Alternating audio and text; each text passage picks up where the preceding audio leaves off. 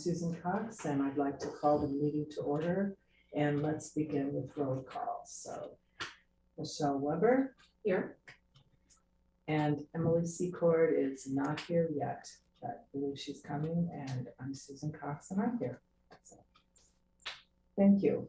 We're looking at a variety of versions here, and the corrections that Camille has made. Thank you ever so much for doing all that. It's been a tremendous, complicated, going back and forth. So I think if we begin by looking at just the agenda, we have the call to order. My remarks are very simple. I just appreciate everybody's involvement, and we've gotten some good comments and feedback from other board members. And we decided last time that we're going to expand this from just being the bylaws to broader regulations and policies. And we're going to invite and encourage other board members to weigh in on that. So, Michelle, do you have anything you want to add? Nope. Just onward and upward. Just thanks for everybody's input and for Camille's major efforts to make us, to make sure we're staying on track here. Yeah, and all the changes. So, okay, we have gone through the side by side. Since we met last time, the changes, the edits that have been made, those would be, what page do those start on? Is that 30? Not 33.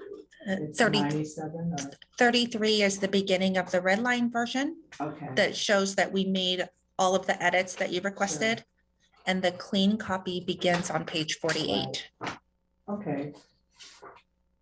I don't know that we need to go through the red line. I think it pretty much reflects what we had talked about before, unless there's something in there that's glaring. And a lot of the things that have been deleted are because they're going to be going into policy. Excuse me. Yeah.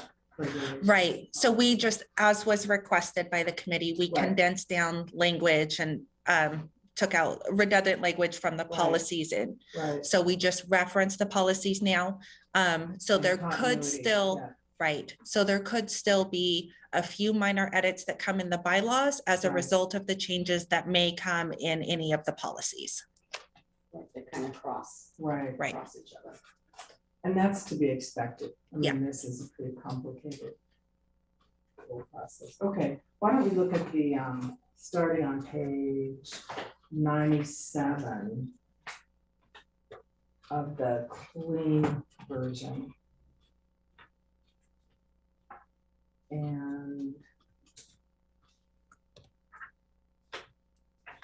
this is one of the things that we had talked about before was, I'm looking at page 101, 204, and it was the per diem payments for directors. That's something that we are not going to decide now, right? Because we were waiting to hear back. Yes, and there is a report coming at the next board meeting on that. So we won't refer to that then at this point. Right. I would recommend leaving that policy until to the next meeting. New stuff. Okay. Right. Good. Thank you.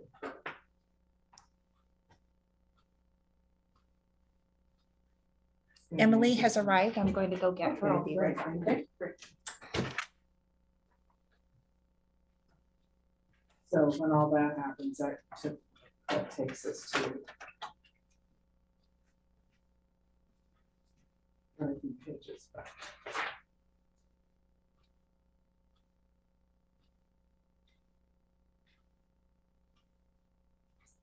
So all of this is about per diem. Wow.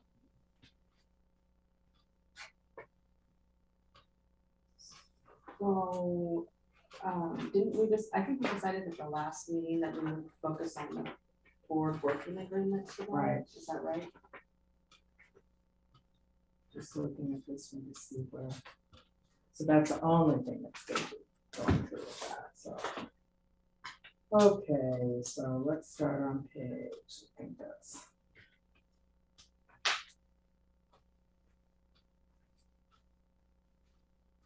Where is it? Got it.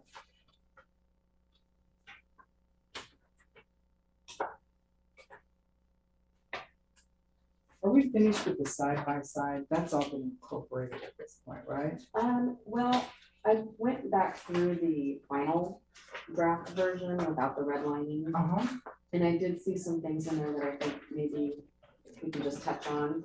Okay. Just, you know, just a brief Hi, conversation. Hi, Emily. So for the record, Emily Secord has arrived. Thank you. Emily, I'll be right back. Okay. And my tardiness does not reflect how important I think this meeting is. So I apologize. It's just a little chaotic today. Okay, so go ahead, Michelle, if you have something specific, and then I've got a couple things. So You can. and just as I was reading back through there to make sure we kind of covered things, you know, Right. we talked about so many different things. Just a, you know, another final view of it. Section 2.3, it speaks to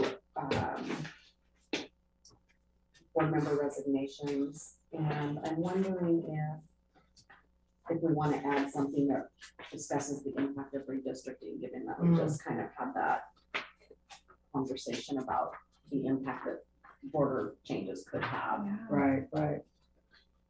What did you have in mind or anything? I don't know, maybe put you on the spot. Oh, that's okay. Right. I don't think it has to be anything major. I think it's just at the end of that paragraph. So it says, you know, where it says if a director moves from their sub-district during the term of service, they must immediately resign from the board. What is the impact of redistricting? Right, I think it's just, a different impact. you know, something very simple. That we- And something else that's not reflected in that one since we're there, is that I also thought it was, there's been times when people have been permitted to continue until their position has been filled, and so I don't know when, or how we represent that in policy. So Camille, we were just saying at section 2.3, where it speaks to if a director moves from their sub-district during their term of service, they must immediately resign. Wondering if we should add something related to redistricting and the impact that that could potentially have on our board members. Okay, let me make a note of that. So when you say the redistricting, how that would impact someone resigning? Or that if they were forced to resign or be Right, replaced or. Right, because if those borders Okay, change your district. right, right. And you live now outside of that Right. district. So, but you're not talking about resignation that has nothing to do with redistricting. Right, just what is the impact of Okay, redistricting? If so that this puts a board member right. outside of their district, Right. what does that mean? Right, so maybe it doesn't fit necessarily in the resignation Right. category, but maybe it's a sub. Right. section. Yeah, Right, just something Yeah. that tells us what that looks like. Mhm. And then in section 2.7, the last two sentences are kind of repetitive. So I have a suggestion for combining them. That's basically based on board member violation of law, policy, or ethics. The board with a majority vote may make a recommendation to the governor for removal from the board. I think it brings those two sentences together. Okay. Yeah, that's more sense. More clarity and more efficient. And then 3.1, and I know, Camille, that you know that some of these things are still in there, but I just want to make sure we recognize that it does still have, if there is a tie, the general manager shall cast the deciding vote in there. We wanted to remove that out of 3.1.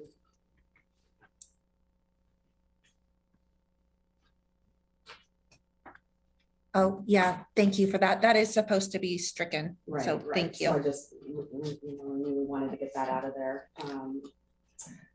Yeah, I think it was in a few different spots and I missed that Right. one. Right. Thank Yeah, you. no, you've had to do a lot of work in navigating that, so it's just an observation. And then in 3.3.1, I just had some suggested language change again, where it just would say decisions made by the board president can be overruled by a majority of the board.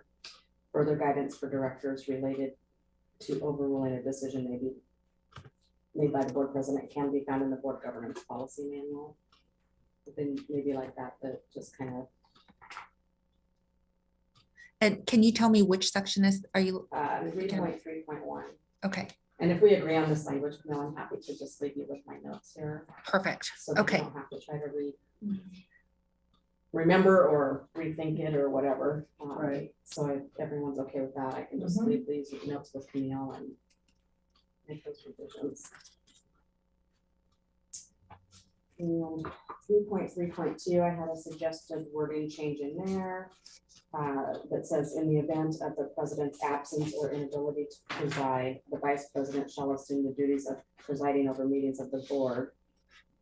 And I just want to kind of add this: if, however, the president is to be permanently unable to preside, the board shall select a new president for the remainder of the president's term. I would rather that we go through the process of electing the president than just letting the vice president assume that role, you know, because things can change along the way. And I just want to make sure we're really When you say making that a for formal thing. a period of time, is it, If they're unable to preside permanently, so it's permanently, Yeah, not just a right, period. right. So for a period of time, yes, I would say the vice Sure. president So should jump there's into that, but if it's a specificity, yeah. permanent change, Correct. then I think we should vote on So it would again. that be like a resignation or? Right, or maybe Like somebody they moves out of move. their district and they Right. have to resign, Right, for right. whatever reason, that would become a permanent Sure, change. so that they're off the board, it's not Yeah. that they've just decided I don't want to be the chair. Correct. Okay. Right, I right, so wonder if maybe we their- should have some Their clarity. job obligation no Correct. longer is allowed Right. them to be available. Right, for whatever reason, that is a Mhm. permanent change. So just, if we're okay with that, I leave this language for Camille to plug in there too. And, you know, we're all gonna review this again for any other changes we feel we need to make, Mhm. so.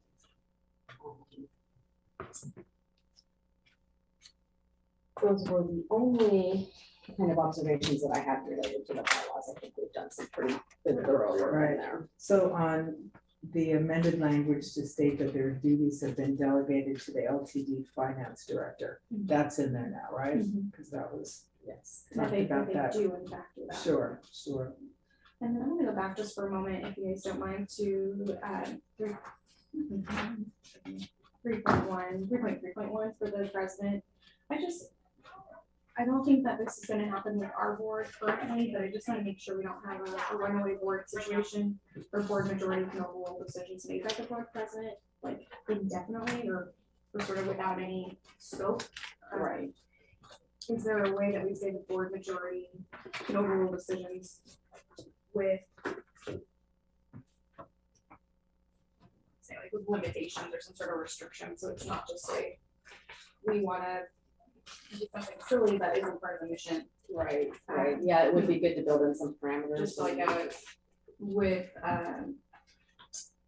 the organization's mission or something to that effect, just so that it just sort of feels like now as a board majority, you could post a parade that makes no sense whatsoever. I mean, it's sort of a silly example, but Well, and maybe if we feel like it goes outside of our bylaws or our operating Right. yeah. policies, you know, that kind of thing, maybe if it, you know, we're concerned that that's the direction that we're taking is going outside of those, that maybe that's when we would have that conversation. But part of it, I guess, something that I'm thinking about is that the board president is a member of the board, Mhm. not really making decisions outside of the board.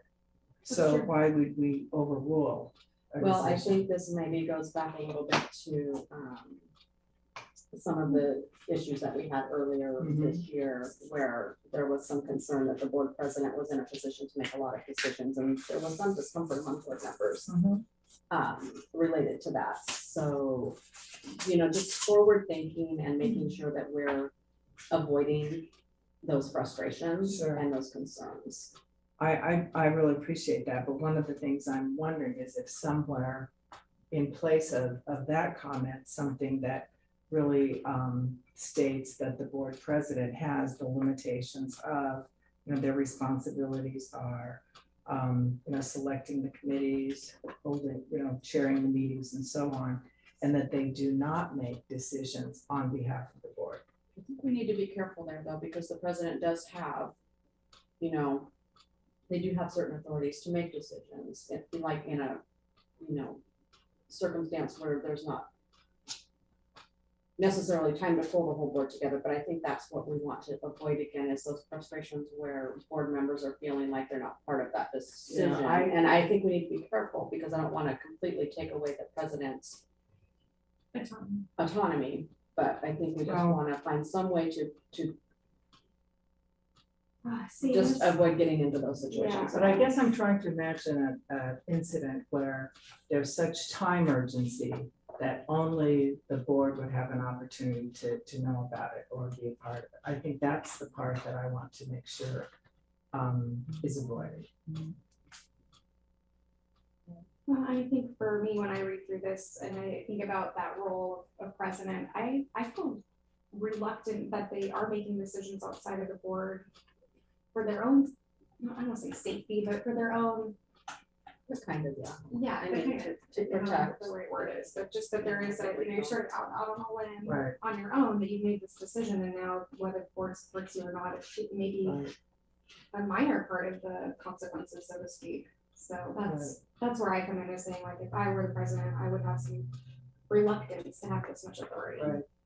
But I mean, the bylaws as they are now, there is limited scope. So given that, there wouldn't be a need for the board majority to overrule a decision, because the board chair, president, would not be making decisions solo outside of consulting with the board.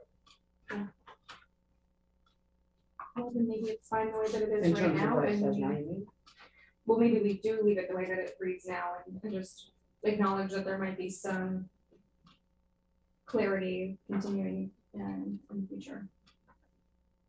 I think we're all saying the same thing. We want it to be efficient and have some autonomy, but we also don't want anybody out on a limb, and we don't want anybody making decisions that reflect the board's decision that may not be the board's decision. Is that kind of captures all of that?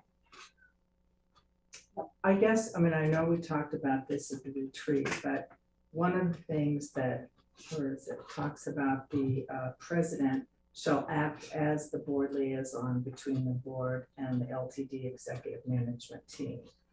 And I would like that to be much more lateral, that it's not, that's the only conduit of information. Obviously, they're going to be the first person to hear, and they're going to be the ones to share the information with the full board. But to have it in there that they are the board liaison, I think that's too much authority. I think that goes into our operating and, our board working agreement. I think I think we established some standards for communication and we put them in there. That's kind of my thought on that. I agree. I think we need to set some expectations for what that looks like and what is reasonable. But I don't know that I think we can put it in our board working agreements as a communication piece instead of changing this. Yeah, I'd rather have it. I feel more strongly that it's not a suggestion, but in fact, this is the policy. Well, you could put you could put something in there then that says that the board president will communicate with the rest of the board following those guidelines that are established. I mean, it says the board president is responsible for that action, but we can set the guidelines out in the policy where they're flexible and we can change them as we need to. Could we just, and this is just a thought, could we say the president shall act as the president shall disseminate information to the board from the LTD executive management team and board council? Would that address that appropriately for both of you? One of the things I'd like to see happen, well, it's not just that's a lot of responsibility for the president when you're saying, this is a board of directors. And so everything is going to be filtered through that position, whoever that person is. It also talks about that position is liaison with the general counsel. And I'm remembering back to when I first got on the board, the communication came to the board from the general counsel. So there was no interpretation. I'm not saying that there's anything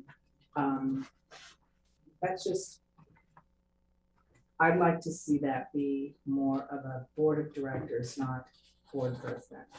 I mean, this is a big difference from, I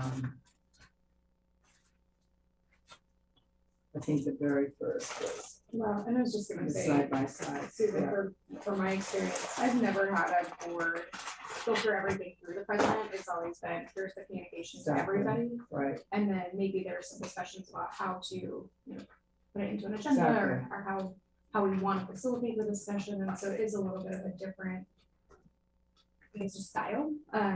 So I don't have a strong feeling one way or the other, but I do feel a little bit out of the loop in this board than I do in previous board experiences. Right, and that's where I'm saying, I think if we set some, set some expectations for communication, either from the board president, the general manager, or general counsel, depending on what that communication is and who needs to filter that through, right? But I don't want to completely take away the autonomy of the president, and I don't want to take away the efficiency of having that be the liaison between those, right. What, I mean, but this is new language from what was there before, correct? It was before the president, and in the president's absence, I mean, this is much different, what has been added. The president shall preside at meetings. The presiding officer shall be entitled to vote on all matters, participate in discussion and debate. This has changed to include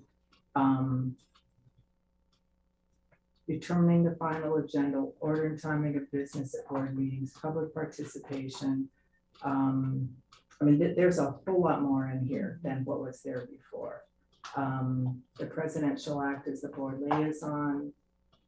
I mean, there is a whole lot that has been added to this version from what was there before.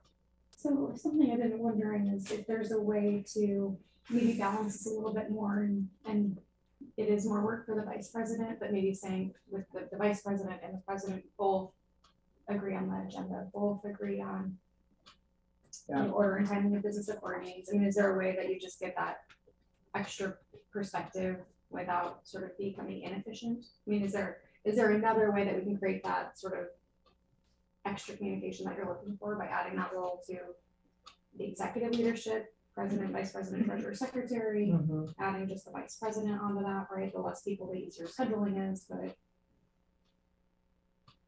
and just maybe it's. Well, I mean, some of the delegating things that have been role. added to this certainly would go in, like the president shall sign and facilitate. I mean, that's obvious. So I don't know that needs to be there. It can, be in the, that's an add-on that I don't think is.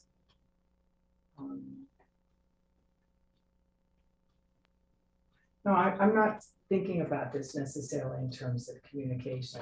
I'm thinking about it more in terms of authority, which is a different thing. So we can put it aside and I think this one is a think tank and it's a bigger conversation. Agree. Board. I I agree. think this is a bigger discussion. Right, I agree with you, but I'm just expressing how I'm interpreting it, Right. so. Yeah, and I think coming at it from both an authority and a communication standpoint is really wise, actually, and I think that the roles of each of the listed positions, I think could continue to be Improved, edited, I mean, I think that additions, Michelle, that you made on the vice president, I think that makes a lot of sense. But on the president's one, it's a pretty big bag of add-on, so. Would it be helpful if I had previously sent the committee several examples of board bylaws from other transit agencies. Would it be helpful if I pulled the role of the board and board officer responsibilities and authorities out of some of those examples so that you guys could look at best practices in the industry for board member authority? Sure. I think, So that you have something to go off of. and is that something that you want to do in the committee? Like, do we want to share that to just the three of us to discuss and make a recommendation to the board? Or do you feel like those roles should all be reviewed by all the board members and approved? Well, I think if we see them, it'll help us to come up with clarity. I don't know that Yeah, I think going back to instead of board making lots of everybody go through it, and that might help us. get to a recommendation, so that would be great. It may just muddy it up more, but, you Well, know. and I have chariots right here, and it's actually a very simple, you know, it says the president shall call meetings to order at the appointed time, preside at all meetings, decide all questions of Right. order, and appoint the chairs for committees, commissions, and task forces. Sort of what we have now. Right, so it takes away the decision-making thing, but I do think we still have to be careful because the president could be in a position where they kind of need to make a decision right then. Can you give me an example of what that would be? I mean, not off the top of my head, no, but Yeah. there could be. I mean, I guess when I, you know, serving on boards as chair, you know, sometimes, and they're not like major decisions, they're just, you know, more technical or, Sure. you know, just, but I always was, you know, when I could make that decision if I needed to, my preference was to take it to my executive committee. Sure. But that wasn't always an option, and I don't have a specific example right now. You know, so I just think we have to somewhat trust our president to know when those decisions are best for them to make, because they're just not. Yeah, I just, You know, I think that substantive is or- so, but that's very subjective, you know, what subject, you know, what is and what isn't. I mean, if I, you know, I've chaired boards as well, and I just think that the whole idea of equity in the decision-making process is important. I mean, it would not be difficult for, I can't imagine the decision that'd be so urgent that you couldn't get on the phone to someone and say, well, we need to talk about this. Well, I think it's a matter of, you know, maybe calling a special meeting or, Sure, you know, whatever it is, but yeah, I agree. I think it would be a very rare instance where there was an emergency need for, you know, for us not. But if you can't pull the whole board together and you need to make a Right, decision, Right, what do you do? yeah, I just feel like you need to make policy based on the norm, not an exception. And so. what Like, you're can I tell describing you, is an if there is an exception. emergency situation that the board needs informed of, we call an emergency meeting. So a policy level decision of that magnitude does not get made by the board president. We call an emergency meeting and pull the whole board together. Right, and say, or it would be a GM decision, and that would be. Right, you know, that's stick it, that right, in there. correct. Right, you know, some Right. instances, so that's an interesting, well, and it's interesting that Chariot doesn't have that verbiage about the liaison and nurse, so that's, I think, for me, Right. encouraging to say go that way versus the way that we're going here. For historical context, the reason that was added into bylaws, Mhm. with a previous board, we had some real challenges with individual board members directing individual staff. And so we had to put a communication standard in the bylaws to resolve that issue. And it does occasionally happen from time to time. So that was the methodology behind putting a communication standard in the bylaws, because the proper chain of command is the board directs the general manager, the general course. manager directs the directors, and they Right, direct their right. staff. And the organization cannot run effectively if we have directors and the general manager directing staff, Oh, and sure, then board absolutely. members also Right. independently directing Right, staff. right, but that's, you know, it's not necessarily a communications issue as much as it's improper activity by the board, which I think there are other remedies to that rather than putting it into the bylaws. Sure, which is whatever the board Right, deems is most appropriate, of course, just to provide sure, some contextual Some- history. right, Absolutely, right. yeah, that's helpful to understand that, and then the working agreement might be something, where we address that a little bit more. That kind of takes me back to, I think maybe if we just simplify what this says. Mm-hmm. And then take these other issues, because to Camille's point, maybe that was an old issue, but not an issue currently, so you know, what are the standards based on today that we need to establish, and what are standards that we also want to incorporate just to right, set an expectation? Well, upfront? And also that can be longstanding for future boards to come, so Exactly, that the yeah, bylaws I don't need to agree be with you. adjusted Right. for every different personality that the board as a collective has exactly, in the future. yeah, it Yeah, isn't I so just- much the issue of today, it is what's right. Right, I just feel like the less words and expectations we set in our bylaws, but Oh, keep it more, absolutely. as you've said, systemic Right. and Right, you know, make our policies our guide for setting those expectations and those standards. correct. And that's where we can go to hold board members accountable if they're not Exactly, following those. Right. And, because if they're not doing it, having it written in the bylaws isn't necessarily gonna make it happen, Right. make it so. It's Right. gonna be more of a Right. disciplinary thing that right. the board has to take care of. Right, and then we have flexibility to make adjustments more, you know, easily and all of those different things. Okay, So are we removing that act as liaison sentence? Is that? well, I thought we were going to, Review. would it be Some helpful? other language. I can bring What do you back think? best Do you- practices Okay, from other transit agencies in the industry at the next meeting. And Okay. if you want to table that one and sure, bring it or back to even the if you can next. send it to us in Mhm. between, and we can Absolutely. have a chance, okay, Absolutely. if it's not more trouble for you to do Not that. at all. So we already have one, and then we can transit and so on, okay. Whew. Okay. So the language about the duties that have been delegated to the clerk of the board. What did we come up with on that one, because we changed? Part of that wasn't it looking at the, emails, yeah. I think that if we just added that that authority is delegated to the clerk of the board. And again, I think any other expectations in relation to that relationship or expectations, I think those go out in our policies. Again, maybe that is a GM decision and not a board decision about how that kind of stuff. Yeah, I mean, I get, but if it's our emails, I think that's something I'd like to bring to the rest of the board and see. I think it goes out on the policies though, where it's, you know, where we can have that. I guess, but I'm Flexibility. thinking that's something that we take to the rest of the board before we make that.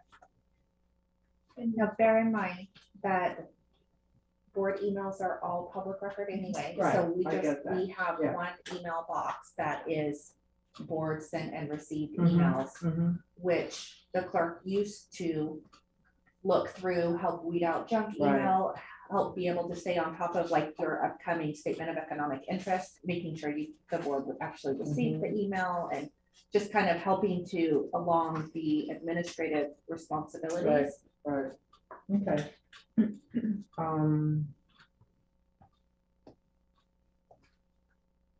Okay, so we're down to, And sorry, go ahead. that's okay, maybe not relevant for today, but as we get more information from general counsel about how we're going to deal with board member pay.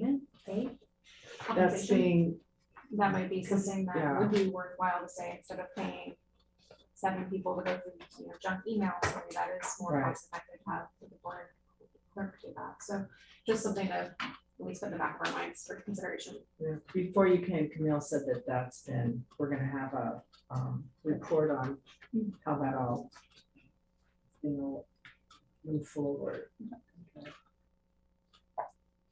So then 4 excuse me, we've done the 3.3.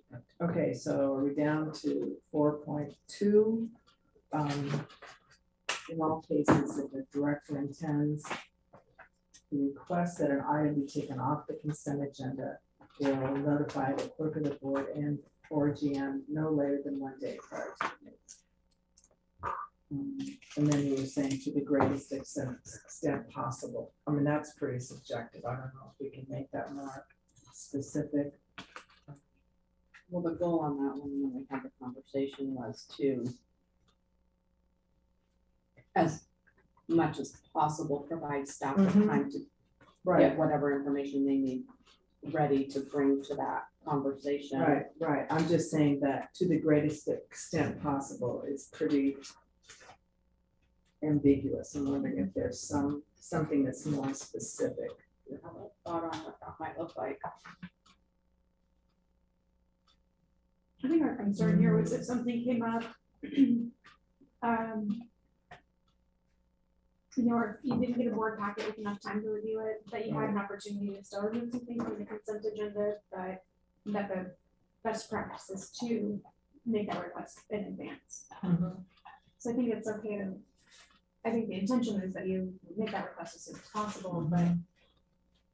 that maybe something has changed since yesterday that could affect that recommendation one way or the other. Yeah. I mean, where it says in all cases, Yeah, that's what we're Which doing. is That why I we think is changed it. right, the right, discussion last time was somewhere around that. sure, Although this could also be in the agreement rather than the bylaws as well. Hmm. And that's a strong preference one way or the other. yeah, I think things that are sort of process, and I agree that's more process, maybe that could go. To the working agreement instead. I mean, I think there actually is something in there.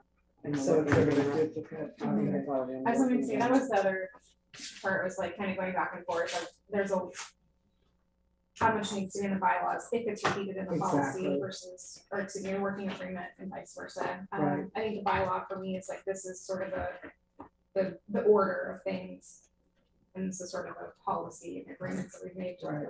the sort of conduct. Yeah, systems, Yeah, and I know yeah, there's different systems. yes, I mean, that may be one of them. Mhm. Camille, what do you think?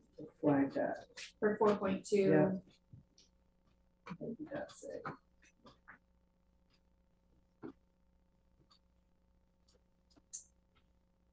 I think that makes sense. Okay. Amend language to include virtual meeting availability. You know what? That's the new world, isn't it? But is that, again, is that a policy or is that, What page are you on? Sorry, I lost you. the one 4.4, amend language to include virtual meeting availability? I think that's just a virtual meetings are an acceptable form of meeting. Yeah. Yes, so, so we did amend that language per all of your Okay, recommendation at the so last it's, meeting.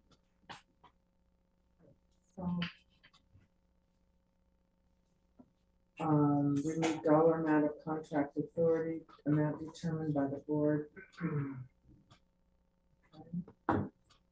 And then exclude general counsel contract and delegated authority. I think that's the last one.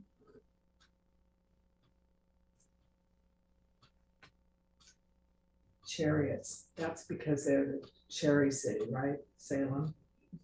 For 5.2, I don't know if we need the ad hoc committees here because we added that language in the president's role.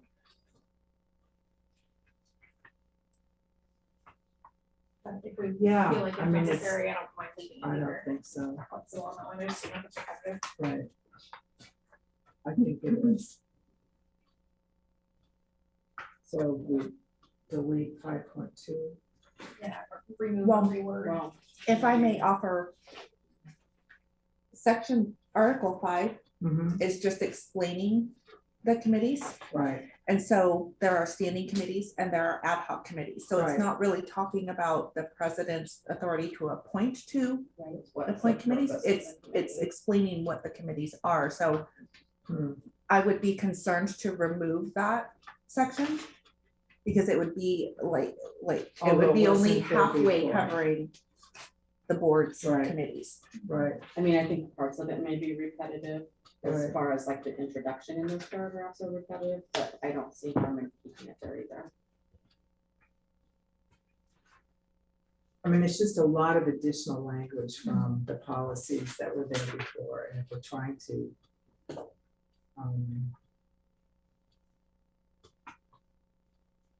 I think maybe expand that from before. I don't really know that.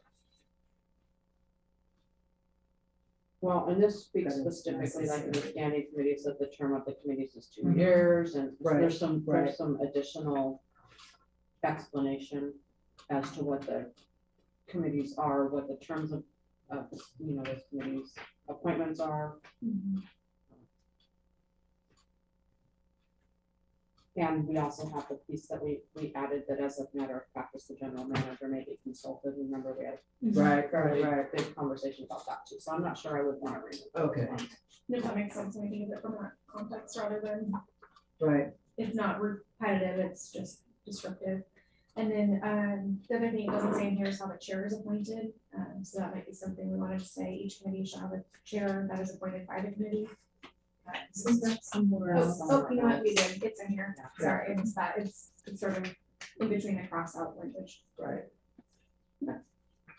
And it's nice.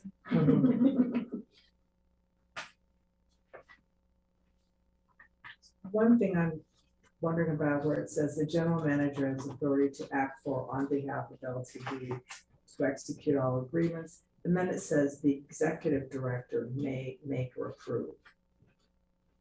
Is that supposed to be general manager? It should say general manager. Oh my God, there's another place I did. Which one? Article 6, has the authority to act for, it says general manager, and then there's executive director in there.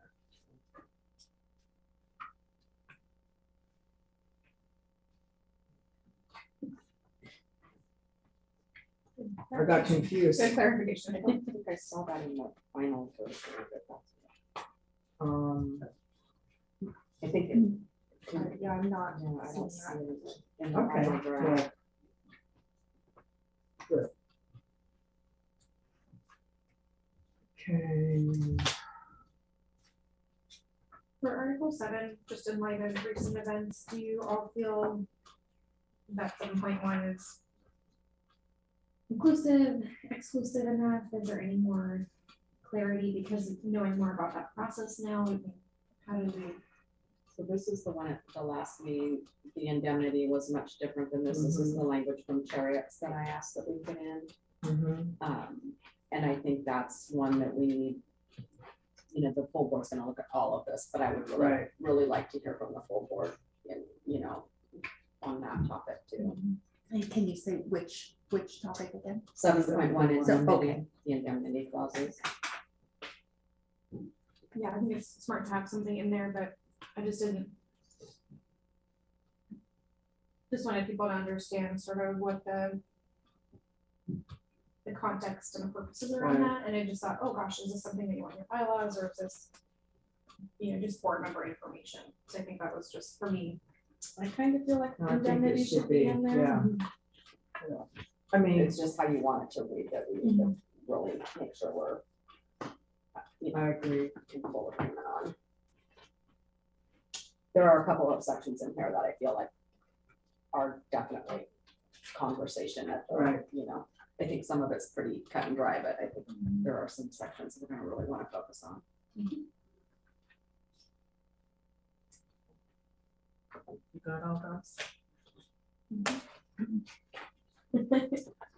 Thank goodness. Mostly, and it's all on the recording, so I can go Oh, back and okay. find it at any time.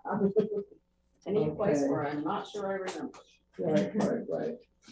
Okay.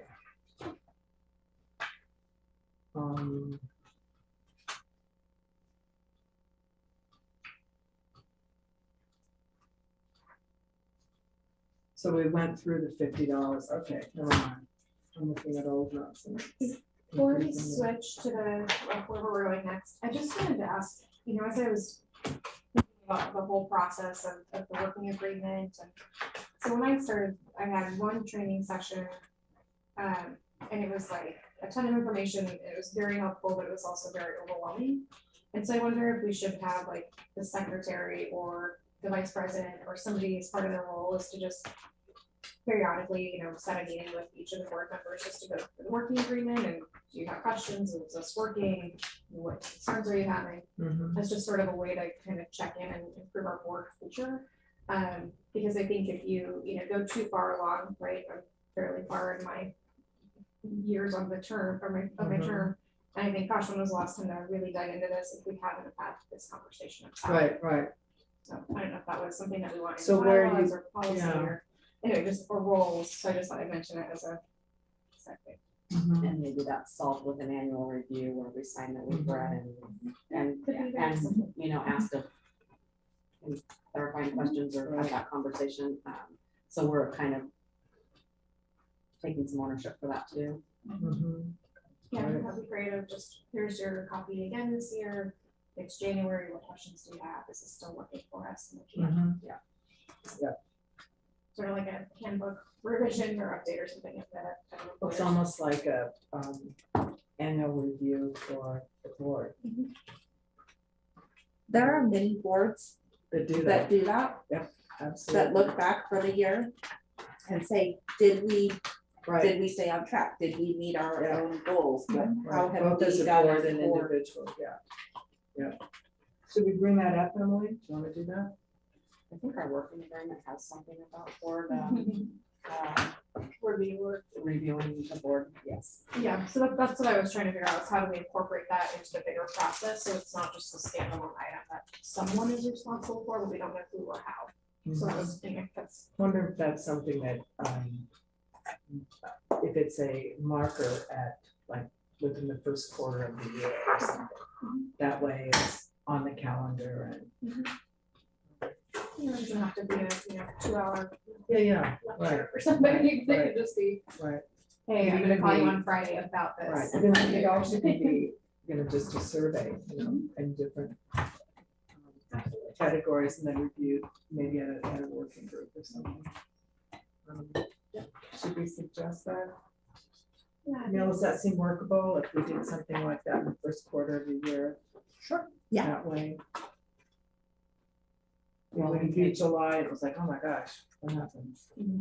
That might incorporate into, one of these role of the board or Mhm. a combined role of board leadership, Right, general manager. Yeah, and I think it's a two-way street, right, so it's like, uh-huh, are you changing jobs, or are you retiring? How's your time capacity? right, right, Are you enjoying this? Like, what can we do to make that easier or different, right? right.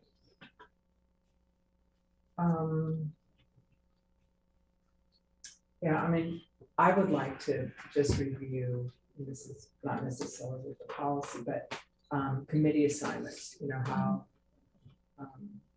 to express interest in which ones you want. I mean, right now, I'm feeling like I'm in a committee meeting, several times a week.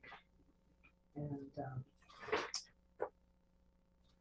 I think that's up to us, it's just, yeah, if it's not something that is working for us, and I you don't agree. necessarily know that until you're In really it. in the thick of Yeah, it, and yeah. know when the meetings are gonna be scheduled and how frequent those Right. will happen and how they kind of collide Sure. with the rest of your. right, and schedule. we'll change, I think though, to just say, what are your areas of interest, just at the beginning to know a little bit about. Does someone's feel like their strengths are, so. It was just a thought that came to my mind, yes, sir. Okay, so. What else do we need to talk about today? But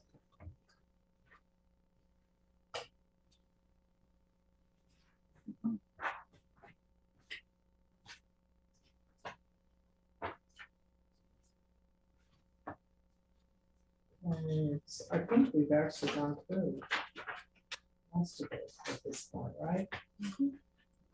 The per diem part, I mean, that's a lot of pages actually, that's gonna be corrected by that, or at least informed by that. That'll be interesting. In reduction in the bylaws themselves. No, the per diem stuff, and there's a bunch of pages devoted to that. Okay, are we missing anything else? At this point? I feel like we're pretty thoroughly structured. No, I do too. We have a lot of paper anyway.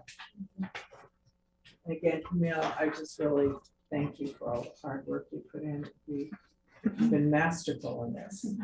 You're so welcome. And then the process that we talked about with regard to looking at the other documents that we wanted the whole board to weigh in on, or at least have the opportunity to weigh on. What is the process going to be for them? And those are gonna be a lot. They're gonna be a bread box for sure. So I think the request was made at the board meeting, if I remember correctly, to have any comments, right. if possible, have any comments for today, so. have we- Right, and I have not received anything from Right. anyone, Okay. other than from one saying everything looked fine to Oh, them. okay. Well, that's always one. Good. do we want to take into the working agreement then, since we didn't get any additional feedback, or do you feel like that's a next meeting? I think the board working agreement was the one we agreed to go through Yeah, today. today's 12, we have an hour, I Yeah, mean, from what we over now. scheduled, so, yep, I think you should talk to. Okay. I think this is where we incorporate a lot of the conversations we've already had, you know, where does it plug in? Mhm. So, Okay. We'll do it on here. and I just initially had some thoughts on the introduction pieces. I feel like they could be made a little more supportive. They feel very Daryl? accusatory, maybe is not quite the word I want to use, but just think maybe we could work the wording in a bit more supportive tone. What is it that you're looking at? The about this plan for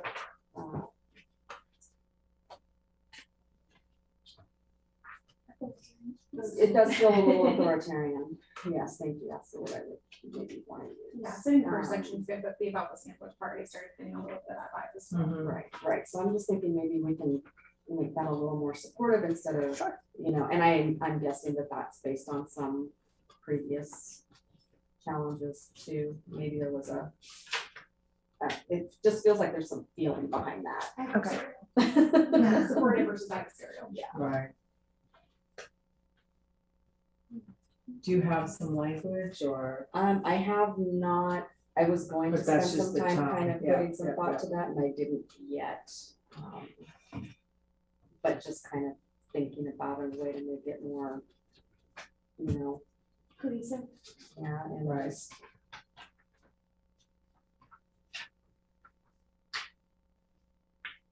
I just think, I think the tone is important.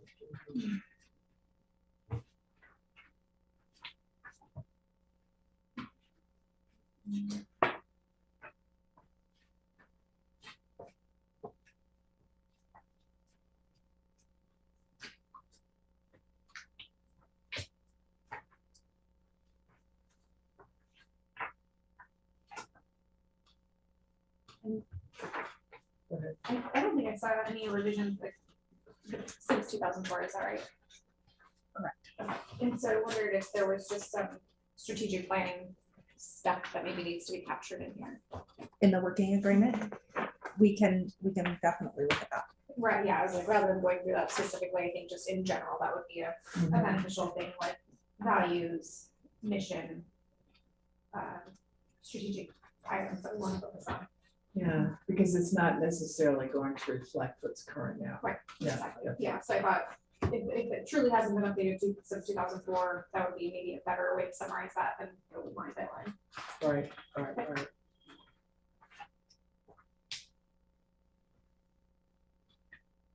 So 2004, wow, that's a long time.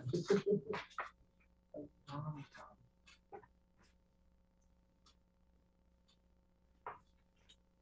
time. In general, how often are they reviewed? Just, Board policies? yeah. Um, So 2000, on an as needed basis. okay. Are you thinking that maybe a bylaw and policy? No, I was just curious as a matter, yeah. That just seems like a long time.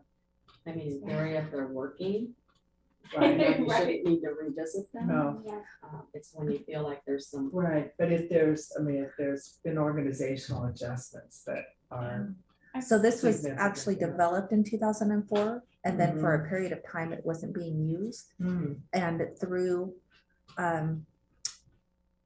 my research in all of the amendments and looking back through historical documentations, I came upon it. And so the purpose with all Wow. of this has been to reinstate that working Right. agreement, Well, that can give you a good Right. perspective of what which is. can help Yes. clear up some of Right. the role of the board questions that the board has had. right, and also, I mean, it was a long time before, I mean, LTD operated for some time without any bylaws at all, correct? There were never bylaws Yeah. for the board or its Right. committees, which Right. they should have had. Which is industry best practice to Right. have, until I discovered that and took the initiative Right, to right. go out and It was interesting Develop because in one of the trainings, the guy said he wasn't in favor of bylaws, which sort of. Because they're hard to surprising. change, right? And that's, I Yeah. think, why having these policies as if you're gonna And have aside, bylaws, then having the policies as your guiding yeah. relationship and right, functioning tool are. That was an odd statement because it is industry Yes, so best you- practice yeah, as the yeah. transit agency to have Right. board no, and bylaws. I don't think he was reflecting on it, was hard to change, it was just he, Yeah, yeah. well, he specializes in special districts, Right, which we right, are a right. special district, but there are a lot of different kinds of Right, special districts. Exactly, So but I just, I it's remember. water and sort of fire, being- Yeah, right. so he surprised by brings that perspective, Right, right, very generalized. okay. Is there anything specific that?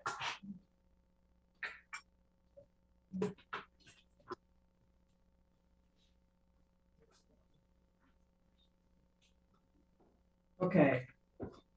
Yeah, I would say not a lot, but just Sure, it seems like a lot of these sections are outdated, so I was trying to figure out what the best way to present sort of yeah, would it? our thoughts and theories on all of this, so. Right, So right. maybe tell us what your hopes are. You wanna go line by line like we did with the bylaws, or just, Do you think we need to go line by line?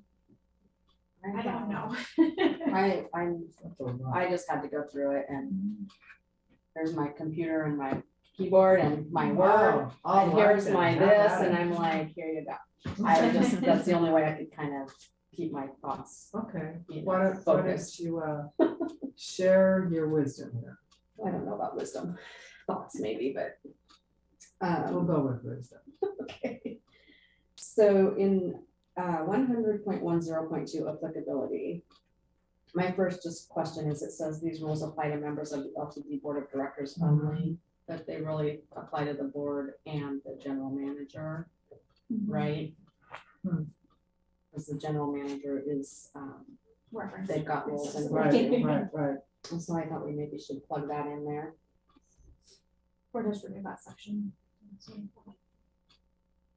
We could do that too, either way. Do we, do you It- feel like it needs to be It in there? does kind of tell, I think it might be worth keeping because it does say that LTD shall make this policy available to all LTD employees and members of the Mm. board. Hmm, So I think it puts us on, you know, we understand that, for equity, yeah.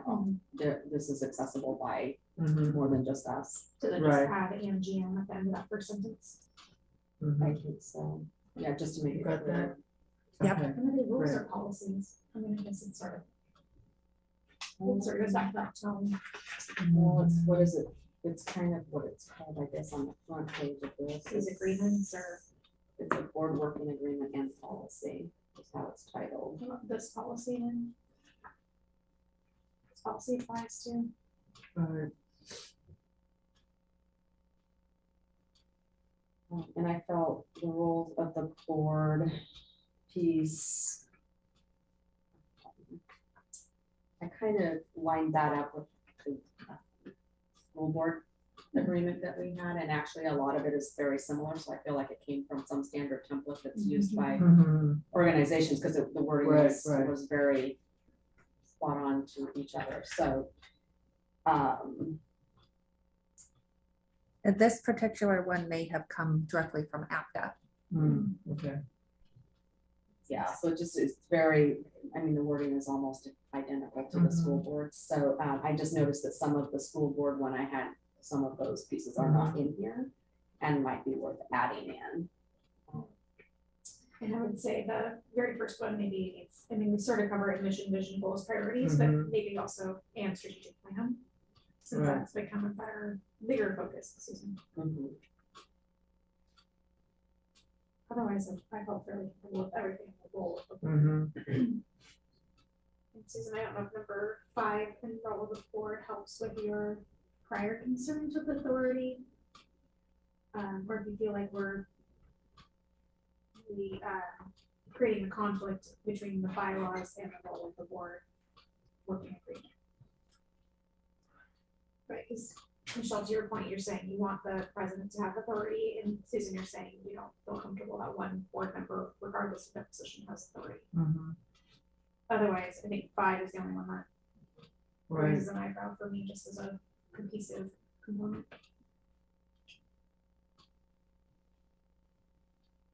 Well, I think, you know, having that be discussed among the, you know, the full board, and then that could help make a difference. I mean, right now, it's, Some justice based on discretion. yeah, I think so. And then the roles of board leadership, I would like board leadership defined, because I think as a member of the board, you have a leadership role. But what I think this means is like executive leadership team, or Right. are we saying specifically board presidents? I just wanted to get that. Right, I added that same thing. Right. Obviously, should we type, make sure we're clear on what that means. Is there like are the officers considered an executive committee or Technically, executive yes. board? No? They're just the officers of the board. They're not a committee in themselves, no. Right, but it, I think from a Robert's Rules of Right, Order, I yeah, believe that executive. is an executive leadership team. So that, but it makes it a quorum, right? So there's 4 of you. That makes it a problem for a group. That's why I'm always like, I don't know how we, right. right? You can't call an executive leadership team from your president, vice president, secretary, treasurer, because I have a quorum. So that's, I think, for me, always kind of. So that's not helpful then. Yeah. So for me, I would say this role of board leadership would be your president, your vice president, but that's only because you can't say executive leadership team for this. Right, yeah, president and vice president too, Okay. because that's your president presides and then your vice president comes in if they are unable, so you kind of have to put them together. Right. And it's a great, like, warming. I'd say like feeding in your vice president Sure. to be your president, sort of a good learning opportunity, Right. but maybe not on obligations. Yeah, and then there's that Agree with facilitate the orientation of, in number 3, I would add, and maybe ongoing something. So reading through these, forgive my not knowing off the top of my head, because there's been a lot that I've been looking through. In this context, role of board leadership, I believe, is referencing the board president. Yeah, and I think that's what we're trying to say, is that it's not clear, and so if we could just add that clarity, that would be great. And for me, I don't think it should just be the president. I think that's way too much work and too much authority and responsibility. How is your foot?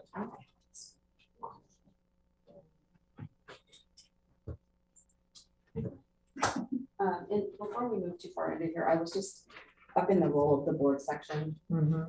I'm just thinking that maybe we could add a couple of things.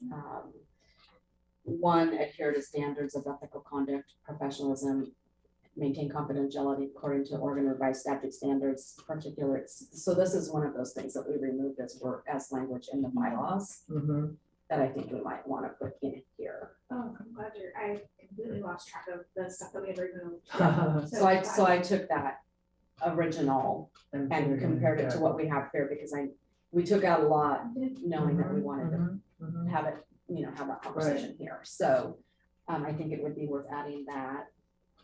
Do you want that under purpose and policy or under role of the board? And I don't have a strong preference either way. I don't really have a preference either. I just think we want to get it in here. I think in the role of the board. And then the other thing that was in the other document that I looked at was work with the GM as a team, recognizing the GM as the board's advisor. And I want to add that because I feel like, well, I know there was some friction between some board members and the general manager. And I really hate to see that repeat itself. So I'd like to kind of set an expectation that if there's friction, that we're working on it, right? We're trying to resolve it and not just letting it fester and build and become a bigger, that was a big, I mean, I just think I just would really like to just put it in our thought process that is an expectation that we we need to take some ownership for having that relationship building opportunity, because we are a team, and for all of us to work cohesively and function together in that way is what's best for the district and for all of us. Yeah, and that's why I think it's important that there isn't a person, the chair being the liaison, because that way it's much more complicated to build those relationships and be as a team. So. Right, and I'm looking at this a little bit differently in the communication arena as more of a, I just think, so one of the things that I don't know if you were on the APTA webinar at this, during the conversation of the chair board working, Right. that relationship building. And there are board chairs and general managers that actually have weekly or monthly meetings with every board member. And it's going over specific things. It may be some public comment that's been received that they feel like we should talk through, or, could be, whatever has come up. So there's consistent information going to each board member, but then it's also an opportunity for us to, share anything that we're, concerned about, or maybe we just have additional questions on, or, those different types of things. And I just really think it's critical to, to just build that relationship and make sure we're kind of all. It's a two-way street. Not just Sorry, you want expecting me it one way. to put that under the role of the board? I think This we one do, is- yeah.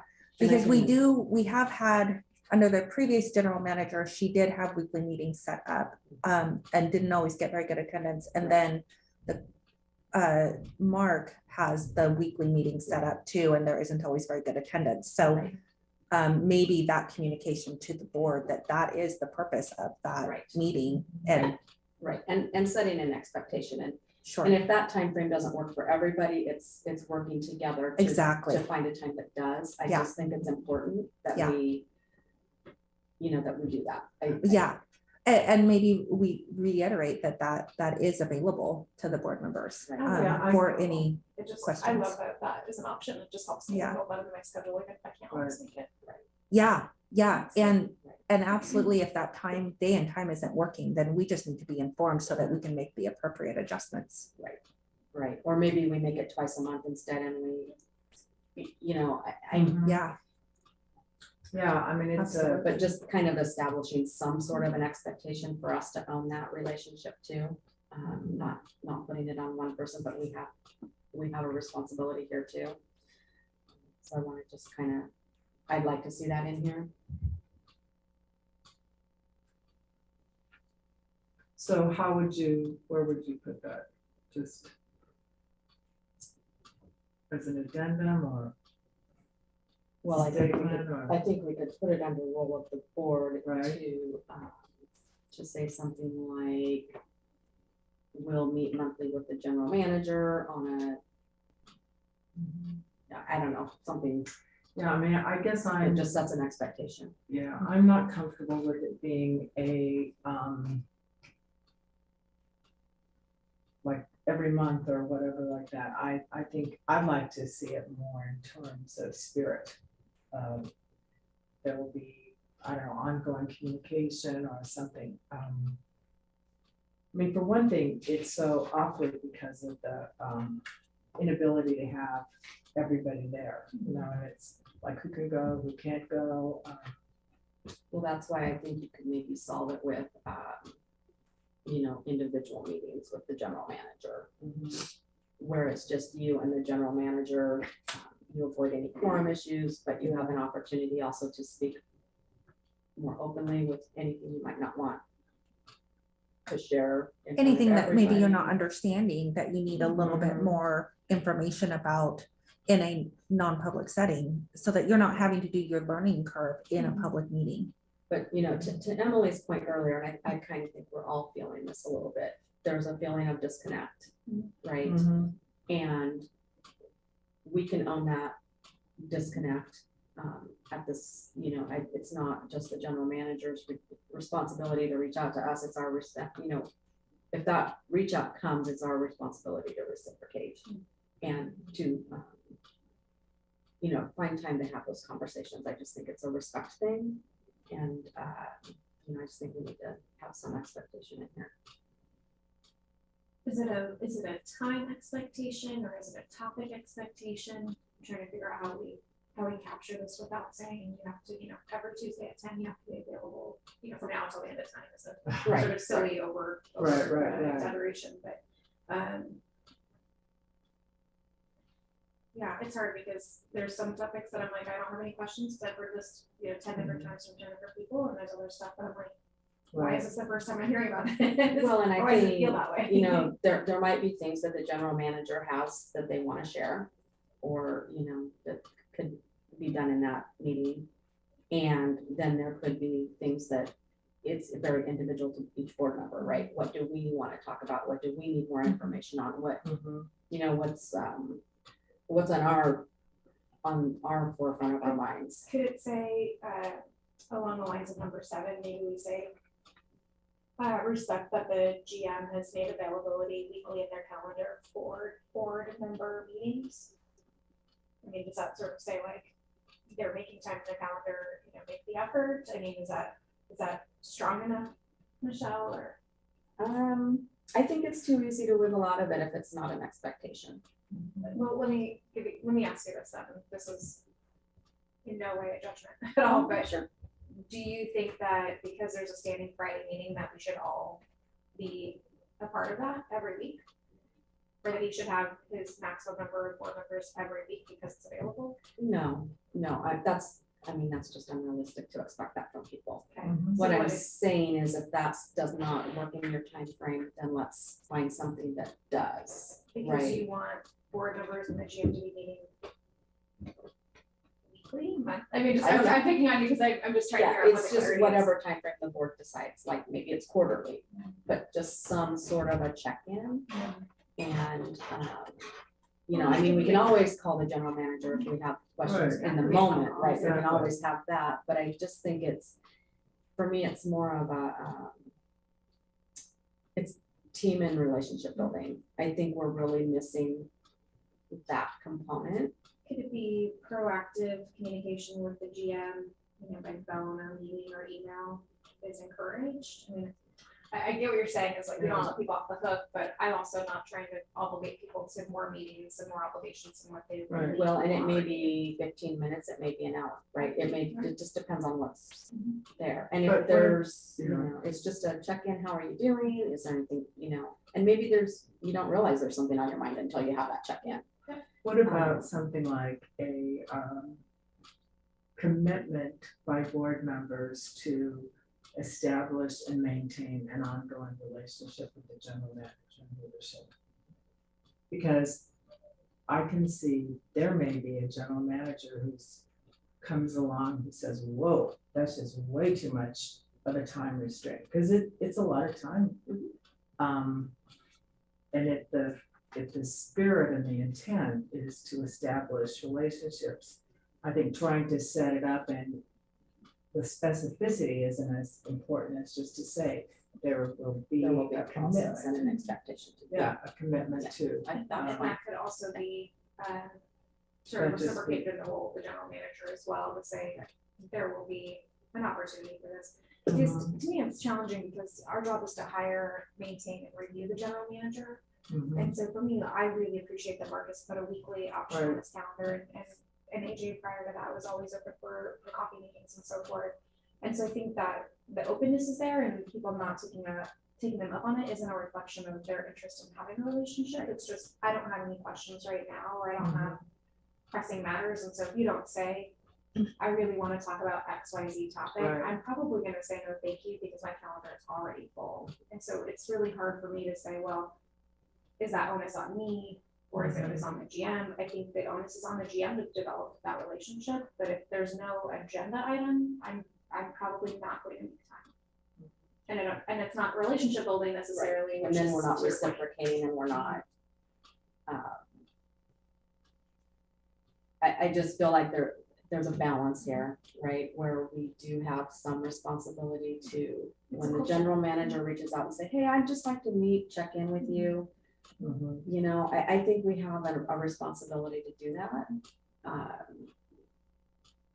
And again, I just think because it's better for everybody, the district, all of us, if we're, you know, getting to know each other is a big part of dynamic, right? And I think it impacts our meetings and a whole lot of other things, and just getting to know people on a different level and just having those one-on-one conversations just gives you a better perspective of who that person is and how they respond to things and kind of where their thought processes come from. I just, you know, Another way of This is really looking at it, important just for for me. context, could be if you reach out to your boss. So the board as a collective is the general manager's boss. So if you as an employee reach out to your boss, say, hey, I'd like to meet with you, I need to go over some things, blah, blah, blah, and that's never granted, could that at some point become frustrating that you repeatedly reach out to your boss for some time and it's never granted? Just another perspective to consider. That's a very good perspective. Yeah, and Thank you. vice versa, if your Mhm. employees never available. So- Exactly. Exactly. Yep, thank you for kind of Right. pulling all Yeah. that. But I also think that, you know, I have not been able to do any of those Friday, and, you know, Mark understands about my family obligations and so on. But I also think that, when there's a lot of communication that happens, it's during the meetings, it's during, you know, exchange of emails and questions and so on. So I think to, look at a meeting, that's why I think it's important to talk about it more in terms of a commitment to a respectful, interactive relationship, something like that. And that's fine. We do not have to set like a specific, Yeah. because I think it has to be up to the board and general manager at that, you know, what works for those, Right. but to just put it in here as we will make that commitment to having that two-way communication and that two-way relationship building, not just, Well, and it's sitting hard disconnected. hard to say I'm gonna do a performance evaluation on someone I've never talked to outside of a public meeting, but I think for me, there's also a public transparency piece where I like to ask my questions so that either we can say, look at how much work the staff has done to be prepared for this. These are good things for the community, or here's the work that's gone on behind the scene, you know, here's things we have considered. So I think there's also a component of how much do we want to meet offline versus online. Well, I think you can still have those conversations online, right? But I mean, and I'm not suggesting that we do our business offline. I'm just suggesting that we work to build relationships. Okay, so we're gonna stick, we're now at 1:18. Okay. So are there other points, Michelle? You said you had some other things. Those are the only ones in that Okay. section. So just to clarify, I got commitment to establish and maintain working relationship with the GM on both the GM role and the role of the board. Yes. I have a hard time without being able to see it. Well, maybe we just get it in Yeah, draft and and then- Yeah, then review. so what- it's a- What I'll do is at the end of the meetings, collect your notes from Right. you, and I Right. will put everything into, Sure. I can do the same before and after comparison, like I did for the bylaws, if that's Sure. helpful for you. And And it, you know, words like reciprocal or, so that it's Mhm. both. and that way you can take a Yeah. comprehensive look at all of your Right, suggested right, edits at the right. next meeting. But I think just the term reciprocal would be a helpful one. Okay.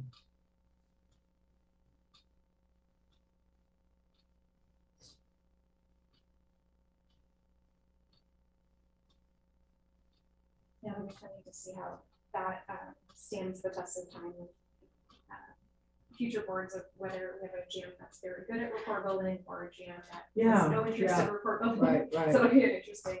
Yeah, that's why I I'm would hope they saying have some to have interest in it. it. Right. Okay.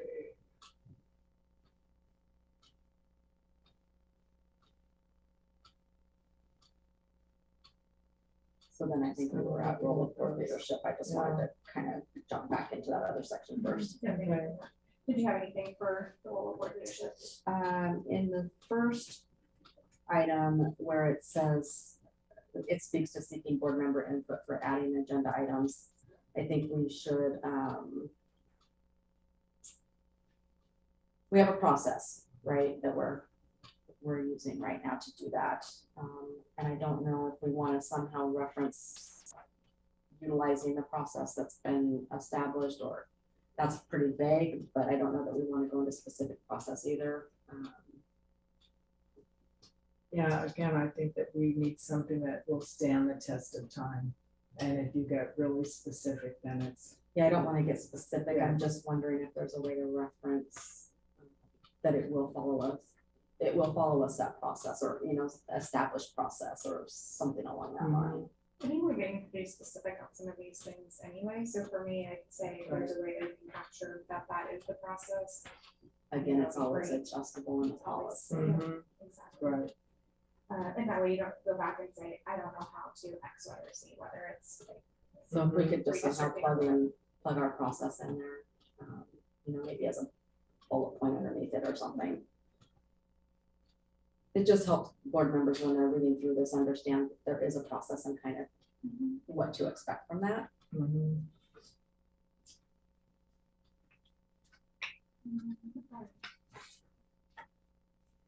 And we kind of did it, you know, you can end up with a lot of bullet points just from what's in that first one, because I also have the thought of convening meetings is done by board leadership, but there is a opportunity for the board to request a meeting as well. So sort of like be careful sort of where we put this, because it could become lots of bullet points, or maybe should be addressed later on. So. Right. So just about it. You might find it fits better somewhere else. And then I said in number 2, it sort of addresses the president may delegate responsibility to other board members and or the GM. And I just wanted to get clarity on what would be delegating to the GM rather than another board member. So this is, the board president is authorized to be the spokesperson for the board. So like if there is a press release or a like we had our MGO release last year, and so that naturally falls to the board president to be the spokesperson at things of that nature, unless they choose to delegate that to a different board member or the general manager. I believe that's the context of this particular bullet. That's how I read it too. And should that spokesperson role be in the bylaws then? We can put it there, absolutely. Or Is that redundant? Would that be redundant? Because the committee has been saying, remove policy information out of the bylaws and just reference the policy. But there's been a little confusion because there's some things that the committee has been saying, put that in the bylaws, but it's actually policy information. So just for clarity, to make sure I do the right thing. Yeah, no, I think that's really good feedback. I think that the role part for me makes it go in the bylaws, because I think if I were a new person on the board and I was reading like, do I want to be elected president, yes or no, and I didn't realize that spokesperson was part of my obligation, I'd want to know that I had it, or that I had the opportunity to delegate it. Okay. But I also, I It's think all it's about setting something. meetings, right? It's setting Yeah. and running meetings. It doesn't necessarily say, and also you might be talking to the news tonight at 6. So it's like, I think that should be captured if that is in Right. fact a role of the president specifically. I think that's something that's fluid. I think for some people that's something they want to do, and then someone else that's not what they're interested in, easily could be delegated, to the general manager, to the governmental affairs person. So I would see that spokesperson component going in the bylaws and being one of the role.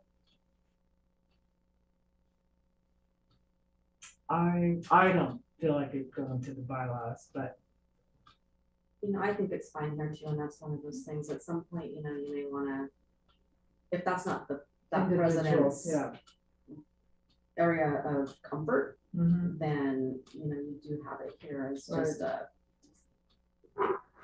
because technically, if we're reading the bylaws as part of our you know, orientation to the board, we should be reading all of these, and so Right. you should know, right, by Okay, I reading guess this. I'm with Camille on this one. It is a little bit confusing of what should be in the bylaws and what should be in the agreement then, because we could Right. say, well, then we're saying can be meetings in both the role of leadership and in the bylaw. Does that make sense?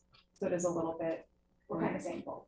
So I think you have all 5 of these then would be roles of the president in the bylaws. That's what I'm saying. Right, Yep, okay, not just exactly. number 2, but all of these. Potentially. Okay, so, I mean, because you have what, 3 of the 5 already, or then the vice, or actually 4 of the 5 already. Right. So that's what my point is if 4 of the 5 are already in the bylaws, then why not add that 5th one or remove the role completely? So I don't care either way. I'm not going to either solution. I just would like Yeah, consistency, yeah, yeah. To Camille's point. I think number 3 is not in the bylaws either. So that's well, point of order. so as part of this, putting a bullet point underneath the item to address our process for agenda items. You know, I have a question on orientation of new board members. What does that really look like? Mine was really brief. And I feel like we could really add to that. You know, as part of it, read this document and then let's be prepared to kind of talk through your questions. You know, just some things that kind of came to light when I was at the after webinar seminar. I just heard some really good practices that I think are focused on bringing board members in, you know, at the front, Right. and building that connection, and it's kind of making you feel like you're starting on solid ground.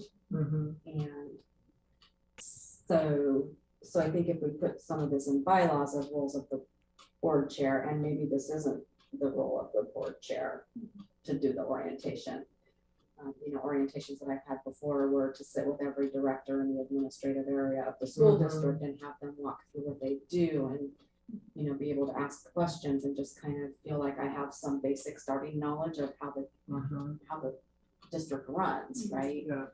And I think those aren't necessarily the role of the board president. I think that's more the role of the general manager or you know, somebody who's more in the I think knowledge we have area. we have most often pulled the board president in as part of new board member orientations as a point of connection. Right, and I think And that's a good idea. And the relationship building, Right. and the introduction of these are your resources, the board president, the general manager, and the clerk of the board for any kinds of questions that you have or any information that you need. So it's kind of, there are a variety of purposes to the board president being involved in the orientation. And I will say, when the 2 of you, Michelle and Susan, joined the board, it was right when COVID hit. Yeah, and so you was. guys did get shorted on the orientation. It was not the typical Right. orientation that was given. And we have also been in the process of updating the orientation process over the last couple of years. And then with COVID hitting, we definitely, that threw us for a loop. So we do have a much more robust orientation process. So maybe instead of saying facilitate the orientation, it should say participate in the orientation. To me, facilitate, you know what I mean? Facilitate means to me that they will initiate that and be the presenter of that orientation. So participate? Yeah, I think participate makes more sense to me. Okay. I also think inviting other board members to be a part of onboarding too, if they're interested. I think, for example, people have, you know, just different areas of expertise and experience. I think about, you know, some of the stuff that Don comes up with because he's been around for so long and knows different things. So I think actually inviting other board members or including those who want to participate as well. I don't know where to go here, but. So I have wild hair, so feel free to say no. What if we, because we have the bylaw role of board leadership, that's pretty redundant, what if we removed role of board leadership? And so anything that's in the bylaws already can just get struck, Removed. removed from this document. And then anything that's missing, gets moved into the role of the board. Because then we can say whose job is it on the board rather than this is only for the president, or only for the vice president, because we might have a non-executive leadership board member who's great at training or great at whatever. So like role of the board of directors. Yeah, because really the, role of board leadership one, that's in the bylaws. Right. And then we can go through and instead of having to kind of go back and re-explain the role of the board leadership, we're just saying, here's the bullet point for agenda setting, here's the bullet point for orientation. Is that a little bit more effective and at least gets rid of that? Duplication, yeah. Sorry. Hopefully that's. No, don't be sorry, whatever. I am support for the board, so whatever the board and its committees decide that is my job. Yeah, So don't be sorry. Remove it without losing it, if that makes sense. Just keep us on track when you need to. Yeah. So to make sure I understood that correctly, we're taking everything under role of board of leadership and putting it under role of the board? Unless it's already in the bylaws. Is that Okay. fair? So I think you're just saying take away that header Right. and then move these up, and then if it's a chair specific role, maybe put Correct. that in there next to, like in parentheses or something. Yeah, like Right. the board Asterisk. secretary would do blah, blah, blah, the board treasurer would do blah, blah, blah. Cause there's a lot in here that's already in the board bylaws. Right. I do have a question, so, and maybe, I think it would be good to add just in general communication section here and establish kind of some expectations for that. So in number 4, it says to keep board members apprised of information exchanged with the general manager. What does that mean? I hate that sentence, to be honest with you. I know, so what does that mean? What is the expectation? What does that communication look like? Is it the role of the board president, or should we just get that from the general manager as a, to avoid serial communication potentially, or, Well, it's more efficient. so do we really want to task the president with that, or do we want to move that to the general manager? I think number I think 4 we just should move, delete it, yeah. well, I think 4 should move down, right? So just the GM communicates. in So, coordination with the whole so board. instead of saying assist, it just, yeah, Mhm. so. Because I think that what would happen is if I was the GM and I'm just giving an example, if I'm the GM, I'm gonna probably send an email to everybody and then follow up with a phone call with Right. the assistance of, and could you call so-and-so and let them know that I'm gonna be calling or whatever the circumstances might be, that would be appropriate. And I think number 5 under the role of the general manager is, Second, well, I think it's saying the same thing, it's just Yeah, putting that exactly. responsibility on the. yeah. So I think it gets taken care of down here. To root for.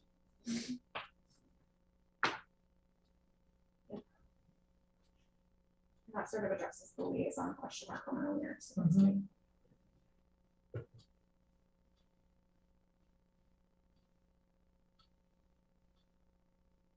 But that still does, even if it sits in number 5, it's still, what is that expectation, right? What kind of communication do we want? What do we consider to be something that we would want to know about? Mhm. Well, I think that's pretty well defined now. I mean, it comes to us either from Mark or from Caitlin, so it isn't that it'd be different information. The judgment isn't gonna be different than what it would be. It's what's happening now, but it would come through one vehicle. Right, but this goes in my mind more to, at our retreat, we asked for more communication, right? And a better system for that. Mhm. And I think that Mark has done a really good job of acknowledging that and responding to that. But this is Mark, right? We're bringing in a new general manager. Mhm. So what is that expectation? And I guess I'm just saying, I don't want to get specific in here necessarily, but I do want to, I think we need to establish that expectation up front when we bring that GM Because you in. either get micromanagement Right. happening or no oversight whatsoever. But don't you Sort think of that's how it gonna happens. happen in sort of the orientation and the conversations with the new GM? Hope so, but Yeah. can we guarantee? I don't know. I'm just, Yeah, just what is important. Right. just, it's just, we went, there are long periods of time where we don't have any communication, and maybe that's okay, because maybe there's nothing to communicate. But, I often wonder when I check my emails and I haven't seen anything for a week or two, is there something important out there that we should be knowing about, or is it really that quiet out there, kind of Well, thing? and this maybe goes back to I'm sorry, this is belaboring the point maybe, so I apologize, but you kind of said it's a responsibility to have reciprocal relationship. And so maybe instead of hey, nobody's coming to the Friday meeting, or nobody's RSVP'd to the Friday meeting, here is my recap of what's happening. And then maybe that spurs everyone to be interested in going to the next Friday's meeting. So maybe there's But I also think we need to lead as a matter of style and preference of individual people. So I don't think we should dictate what that's gonna be for whoever could, for Mark or whoever is gonna be in that position, coming forward.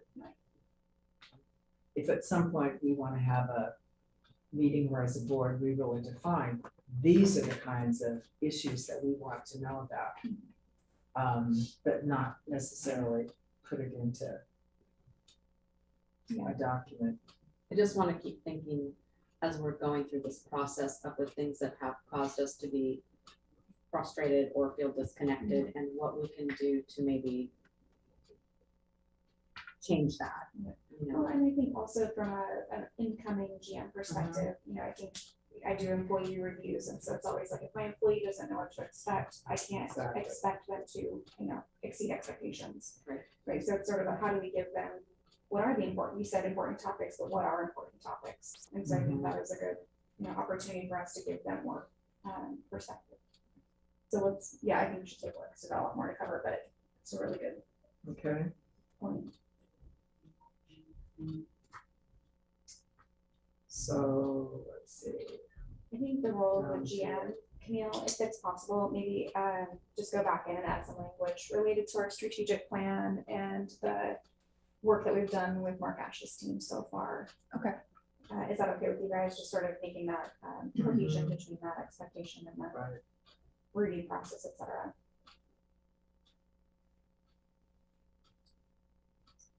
One of the, and this actually happens probably, but number 4, collaborate with the board to set annual district goals. But then I'd like to see that they're reviewed or quarterly or something like that. Yeah, and I think that is all part of That other the one.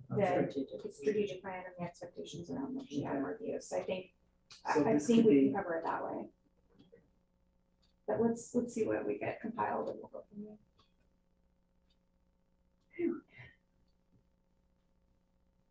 I think this chart's helpful. I don't know if it's all inclusive. I don't know if it's inclusive or worth keeping or not. I'm sort of neutral on the chart itself.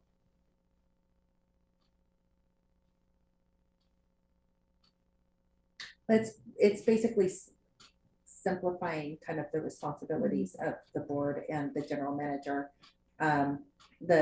The general manager's responsibilities are actually written by statute, which is legislative law. So the GM responsibilities cannot be changed. But the way that we communicate it can be adjusted. Yeah, I guess I just didn't know if putting it in here like this says, well, the working agreement says I only have to do X, Y, and Z, when maybe that's not reality. So that's why I'm neutral on the chart. I actually like it because it creates clarity, but I don't want to create unintended consequences either. So if that's It's kind of inclusive, interesting, the language, the ends, the means. yeah. So I don't have any comments on the chart other than just making sure it's inclusive enough.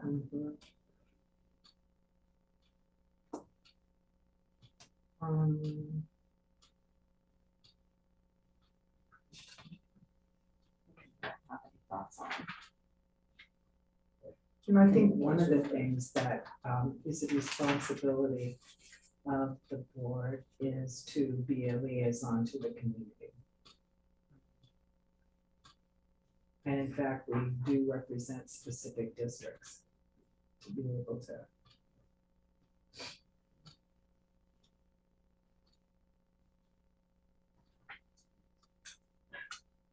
Do you wanna, would that be like a number 5 or 6? Oh, I was looking at the chart. Oh, sorry. But I mean, either, yeah, any place.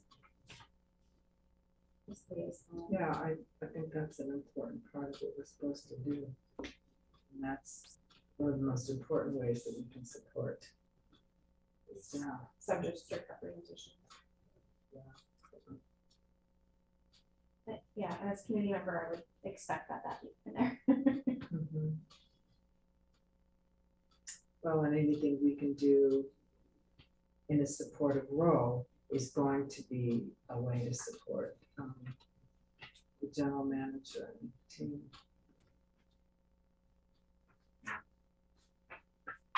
Pretty much liked everything with the public and the staff. The only thing that I was gonna say, is there's been an occasion where I sent an email to a staff person and just said, hey, great presentation, I really appreciate it, you know, XYZ of your presentation. So I guess I just want to maybe get some clarity on 6 and 7. Like, I don't want to get a bunch of emails from staff saying, hey, how should I do this project? Or right, that would be really improper. But if there's, you know, positive feedback or for forwarding messages to the planning team in regards to a specific proposal, Right. things like that, I think there is time when there is appropriate board to staff or staff to board communication. So I just wanted to, sort of like we were saying with the sort of stymie effect of only Right. the GM talking to the president, only the GM talking to staff. I don't want to open up a floodgate, but I just want to say, you know, maybe there are times when I don't need to say, hey, great presentation to Mark to pass on to X, Y, and Z staff person. I read this as more related to emailing staff for requests or to give them direction. Yeah. Yes. So then I think it should say, yeah, and I think this could be combined 6 and 7, frankly, but maybe it says, you know, direction and requests for staff from the board goes to the GM and vice versa. Yeah, something more, because that's how I read Because I it, think when but it says could- communication, it's like, oh, I'm not allowed to ask X, Y, Z, and I don't think that's really what we're trying to say, but I think. And, it and like is setting that- up meetings as well, like board Right. members reaching out to staff to set up meetings. Is, of course, we want you to meet with staff, but it's very difficult to manage. 7 people meeting. When we don't know what's going on, and so things of that nature, that's why you have a clerk of the board. So like, hey, I'm really not understanding the moving ahead process, I really would like to sit down with planning staff. Let me know those kinds of things, and then I coordinate that because I can access everybody's calendars Mhm. rather than just Right. And reaching out to the department directly. Right. Right. So should that Right, be goes through exactly. either the GM or the clerk of the board? Maybe there's just that extra piece of clarity that you have some discretion on where you're sending that request.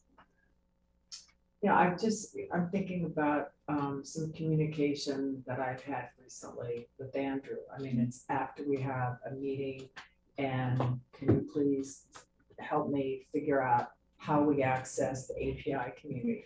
I mean, those are very specific responses to meetings that we've had, and I've just communicated with him directly. I mean, I would think that's okay. Yeah, yes, it's kind of a gray area because if staff are looking things up for a board member on who, what, when, where, and so on and so forth, and their director is not aware, but they're spending a whole bunch of time doing that, then that director can't manage their staff's time and work volume. So it Right. really is helpful and the most appropriate path of communication for any board requests of any nature to come through the general manager and the clerk of the board. And that's not, it can be challenging to figure out where that line is. That's not to say that board members can't have conversations with staff and staff can't have conversations with board members, but it's a way of ensuring that board members' needs are met, managing staff time and workload, making sure that, you know, communications are appropriate. So There's a variety of reasons. Silly assumption on my part is that I would assume if I'll use Andrew just because we're picking on him as an example. So if Andrew's in a meeting with me and there's a specific topic that comes up, I would do the same thing. I would say, hey, Andrew, can you send me a copy of that? And if it wasn't acceptable for me to do that, I would assume he would send it to his director and say, is it okay if I spend an hour on this? So maybe that's a silly assumption on my part, that would be cleared by the director so that we're not creating inefficiency. Because maybe everybody wants the same thing that I want, so you send it to the whole board, copy your director on it and move on. So most of the time, if staff members get a request for something from a board member, they will email the clerk and the general manager and say, hey, board member XYZ just asked me to do blah, blah, blah. Wanted to make sure I should be doing this and that you're in the loop on, they made this request.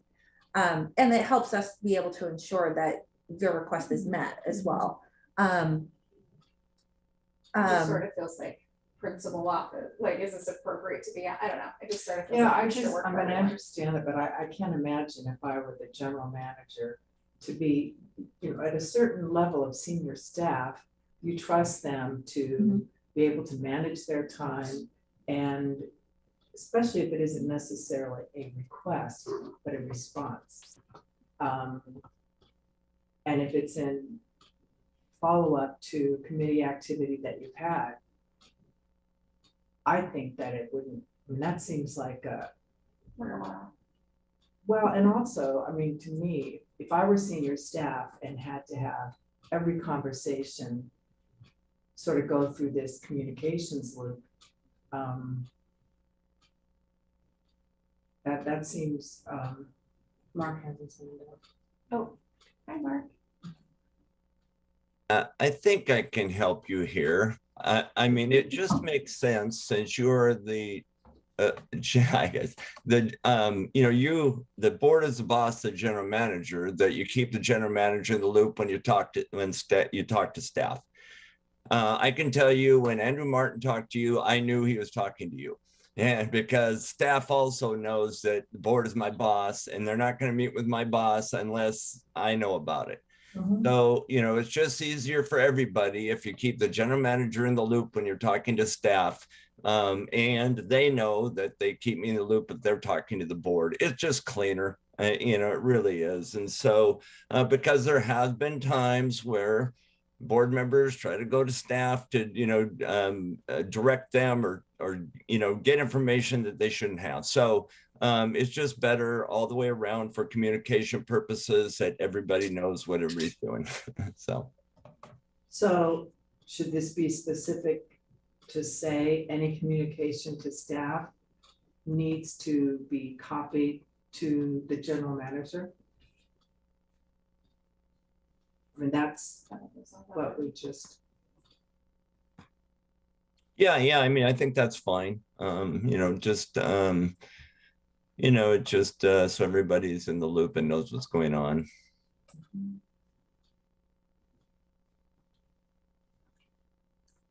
So then you make your ask directly to the person who knows what you're talking about, and then you copy the GM so that they know that there's been a request made. Right. I think That's a lot of emails, but hopefully we're doing all those requests in a way that we're not needing to do that frequently. So, yeah, I'm good with okay. that.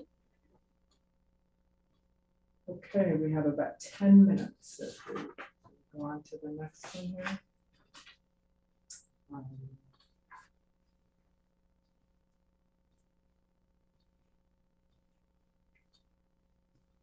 So this is what Michelle, you were referencing, an annual self-assessment of board's performance.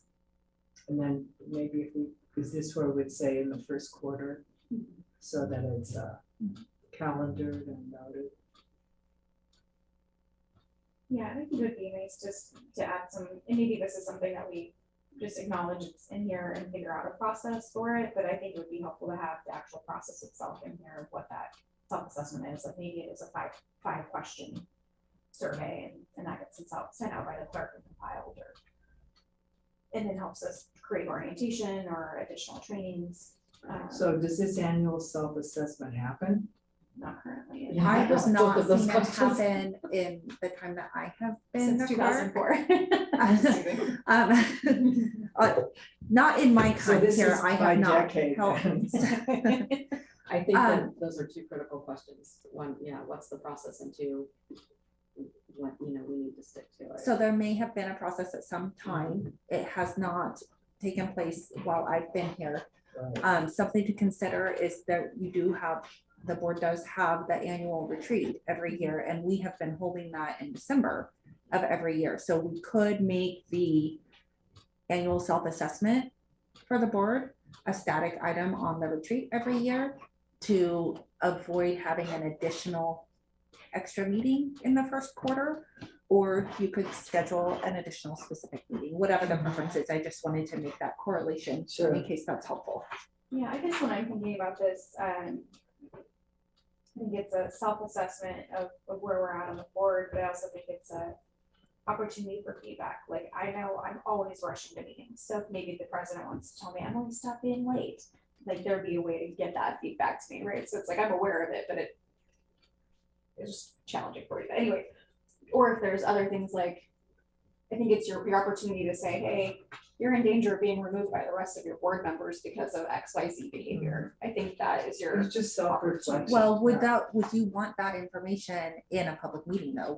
Would those examples be better as individual communications between like the board president and said board member? I think Or this is a full board assessment. Yeah, sorry. Right, thank you in a for public clarifying meeting. that. Yeah, so I guess when I'm thinking self-assessment of the board's performance of how we've done, but then also feedback on your sort of annual This is review. both as a board and individuals, yeah.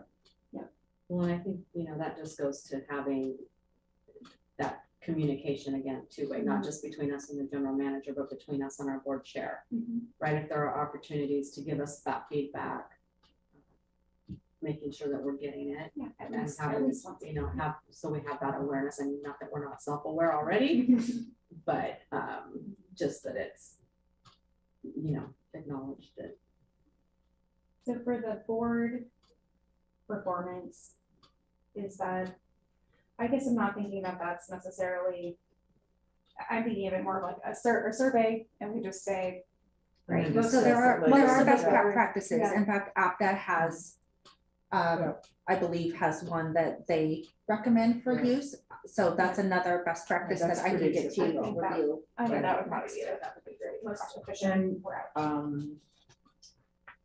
Individual board members, part of it, this can be that, both as a board and as individual, you put together your own sort of goals and objectives for yourself. And then the next the next year, you kind of look at them and measure, how did we do? Well, and I think that would be really helpful to be able to share that, to say, there's some folks who are really concerned about, more about sustainability than about, a proposal that's up for discussion, right? So it's helpful to understand that that is a priority for person A, but maybe person B has a different priority, and were we able to address both of them, or did we figure out a higher priority? It would be helpful to just make sure that everyone's having a satisfying experience with either their personal or their constituents' preferences. 154. Wow. So we went through all of this, the pieces that are here, but I'm wondering, do we feel like we've covered the communication pieces effectively? So some items to consider, again, as a new board member coming on to here, if I've never sat on a public board before, what does communication look like for me if I get an email from a constituent? What does communication look like for me if I get an email from here, right? Can I respond to that, or how does that response system need to look, right? So we avoid But didn't we, emailing board members and getting ourselves into yeah, I remember pretty early on, we had a training and the quizzes and so on. And I don't know if that's done annually or if that's, I got the impression that, well, we do Right, this year, but. And it is, I mean, I know that Kristen historically has, I believe done that annually, but my concern is that that's done once a year. And board members can potentially be coming on throughout the year and not getting that training. So that should be a part of the orientation then. It, I think would be the most appropriate. Right. So I just want to make sure we're capturing that and that board members are aware of what they're. Well, I mean, there's a lot of stuff that you A lot get when to you do. first come on that's pretty specific. I mean, if you read through it, it's like pretty precise. But I think it's an ownership too, of making sure we understand that. So maybe it's as simple as saying, I have, it's at attestation again, that I read the bylaws and I read these agreements and I understand them, or I have asked the questions I need to ask to understand them. Maybe it falls in there. There is a public engagement policy that the board previously. Right. So just making sure that we're taking ownership for understanding that.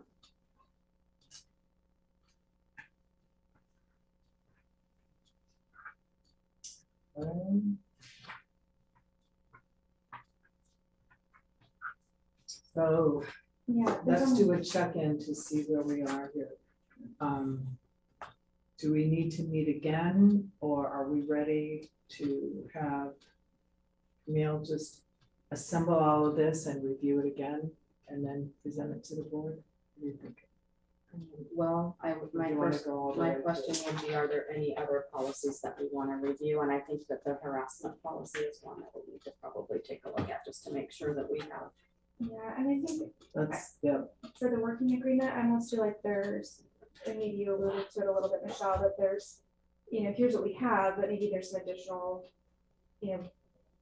provisions that we need to add.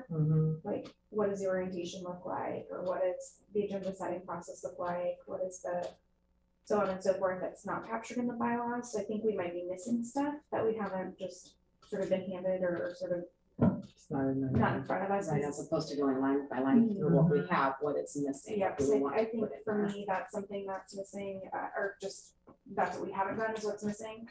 And then I think the policies themselves are probably pretty important to just run through. I don't know, I almost feel like we need some general counsel advising on some of this, because I just don't know what they don't know. So just want to be aware of where that, sort of ignorance might lie, just simply by not being an attorney. So I think, for me, some of these policies, I'm just a little bit worried to just jump right into without more advice. Okay, So so let's specifically look at, the harassment policy, for instance, or what Yeah, do you- I mean, there's a few in here that could probably fall into that.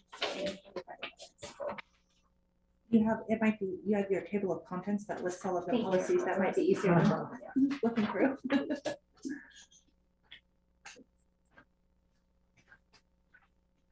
Page 61. Thank you.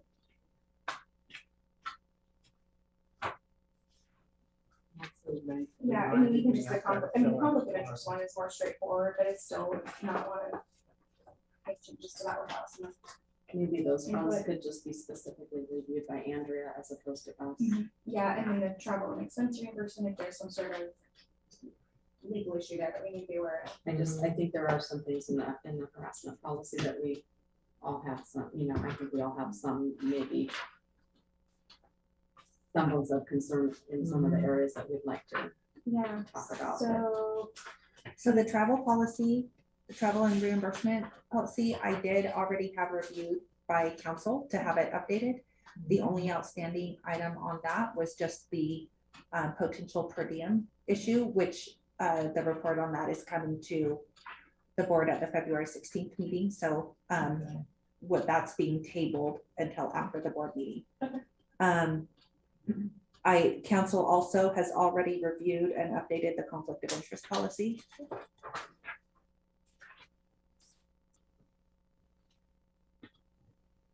and when is there, And that's it. when is there updated, how are we notified So policy updates always come to the board. When this venture very first began, those two policies were brought before the board as revised and then tabled for the development of this committee and going through all of this.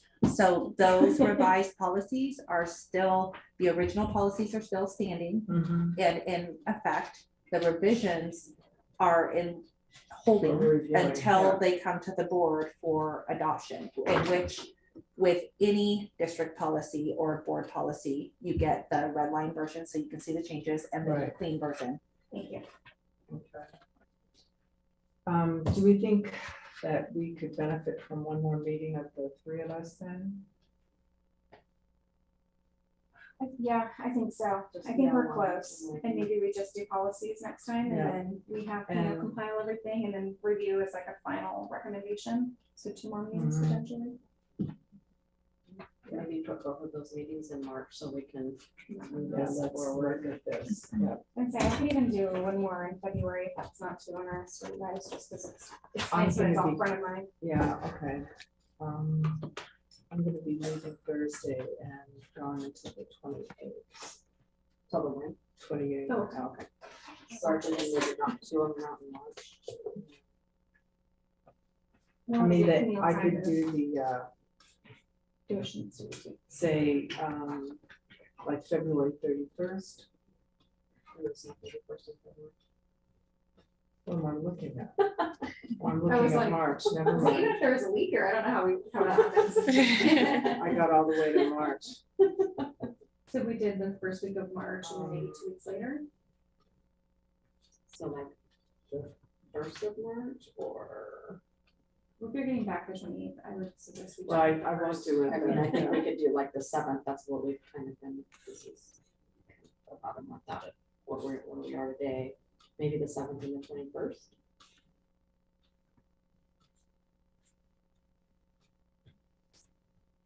So it's good, the 7th, depending on the time. What time works for you? Does the noon time? So on the 7th. I could do first thing in the morning. And not do low the afternoon, and then I'm after 2:30. The morning on 7th. So when you say first thing in the morning, 8? Pretty good. And Is that good? I could do it.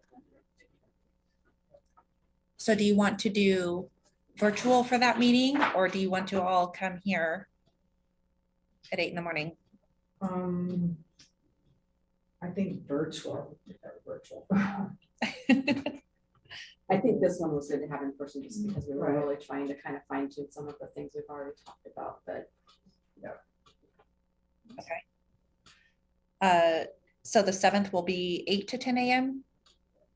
Is that Mhm. yeah, and if we don't need the whole time, that's fine, then just, okay? 2 hours is probably more than. And then the sufficient. next one would be 21st, and if we need it, just hold it as a placeholder.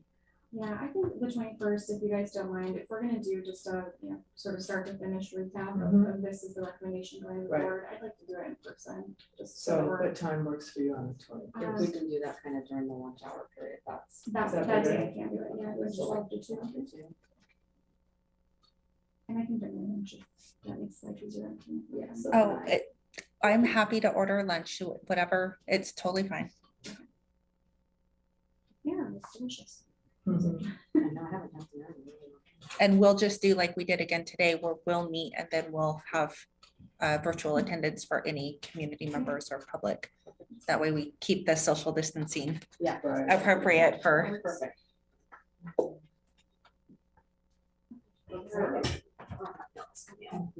Okay. So if we are done, then we need to officially adjourn the meeting. Is there anything else? Any Yeah, last we're- comments? Okay. Okay, I adjourn the meeting and thank you to everybody. And those